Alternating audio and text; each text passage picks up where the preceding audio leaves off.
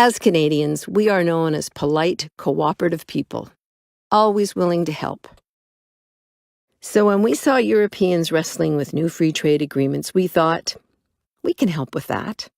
We know all about trade because of NAFTA, the North American Free Trade Agreement. NAFTA was signed 22 years ago.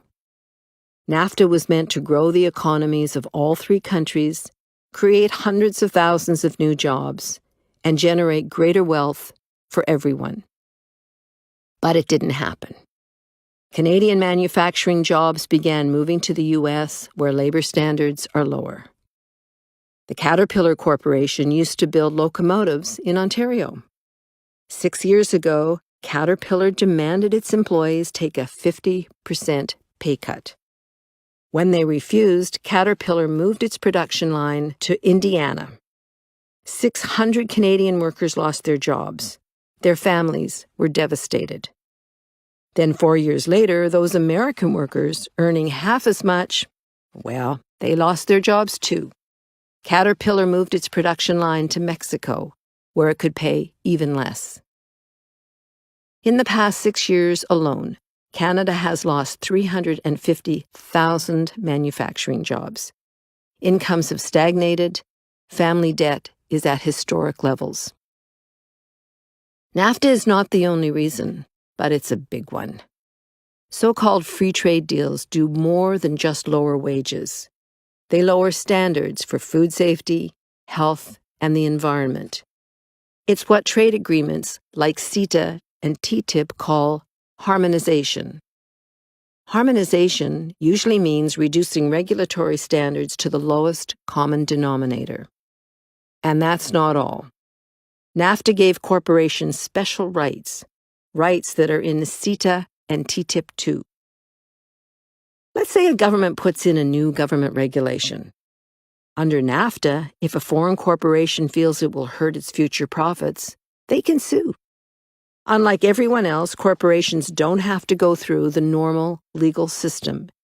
They get their own VIP system. They can ask special investor-state dispute settlement panels, ISDS for short, to arbitrate. The panel arbitrators are paid thousands of euros a day.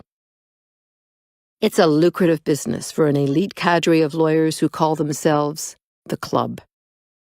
On average, governments pay 4 million euros just to defend themselves. Under NAFTA, Canada has been sued 37 times. It's the most sued developed country in the world. So far, the Canadian government has paid out 135 million euros, mostly to American corporations. Cases worth 1.75 billion euros are pending. Once upon a time, Canada banned imports of gasoline containing MMT. It's a suspected neurotoxin. Through NAFTA, an American company, Ethyl Corporation, forced Canada to reverse its ban. In addition, Canada had to pay Ethyl 10.2 million euros for lost revenue.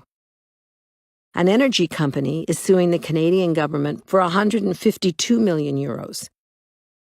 This is because the province of Quebec put a temporary ban on fracking under the St. Lawrence River.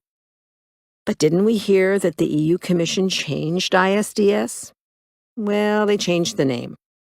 Now they are calling the 3 arbitrators judges, and they will be selected differently.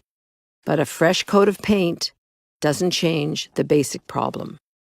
Foreign corporations would still have rights that no one else has. But in NAFTA, those were big, bad American companies, right? After all, Canada's regulatory standards are a lot like Europe's. Harmonizing European and Canadian standards shouldn't be anything to worry about, eh? Well, no. Here's the problem. Almost every big American corporation has a Canadian subsidiary. Let's say that TTIP is never signed. Through CETA, nearly 42,000 American corporations could use their Canadian subsidiaries to challenge the EU's environmental, health, and labor standards. With CETA, the EU predicts small growth.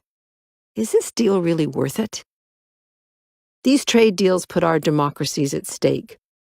On both sides of the Atlantic, we are uniting to defeat these deals. We can stop CETA, and we need to do it now. Join us.